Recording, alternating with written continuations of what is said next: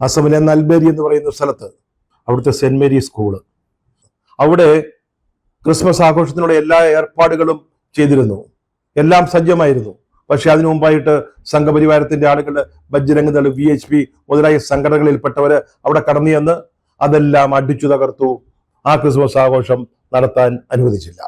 ഇതൊക്കെ രാജ്യത്തിന്റെ വിവിധ ഭാഗങ്ങളിൽ നടന്നുകൊണ്ടിരിക്കുമ്പോൾ, അല്ലെങ്കിൽ നടന്നതിന് ശേഷമാണ് നമ്മുടെ പ്രധാനമന്ത്രി റിഡംഷൻ ദേവാലയത്തിലെത്തി ക്രിസ്മസ് ആഘോഷങ്ങളിൽ അതുമായി ബന്ധപ്പെട്ട തിരുക്കർമ്മങ്ങളിൽ പങ്കെടുത്തത്.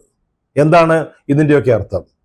ഇത് BJPയുടെ നേതൃത്വം അല്ലെങ്കിൽ സംഘപരിവാരം അറിയാതെ ഇത്തരത്തിലുള്ള കാര്യങ്ങൾ ഇന്ത്യയിൽ സംഭവിക്കുമോ? ചെറിയ ന്യൂനപക്ഷമാണ് ഇന്ത്യയിലെ ക്രൈസ്തവർ, പ്രത്യേകിച്ച് വടക്കേ ഇന്ത്യയിൽ വളരെ വളരെ കുറവാണ്.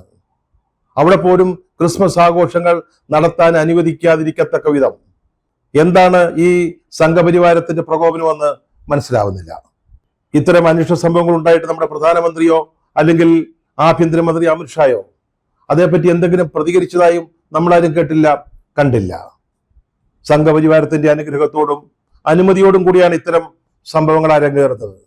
എന്നിട്ട് ക്രൈസ്തവരെ പറ്റിക്കാൻ നമ്മുടെ പ്രധാനമന്ത്രി വർഷം തോറും ഏതെങ്കിലും ദേവാലയത്തിൽ ഈസ്റ്ററിനോ അല്ലെങ്കിൽ ക്രിസ്മസിനോ അതുമായി ബന്ധപ്പെട്ട ചടങ്ങുകളിൽ പങ്കെടുക്കുന്നു.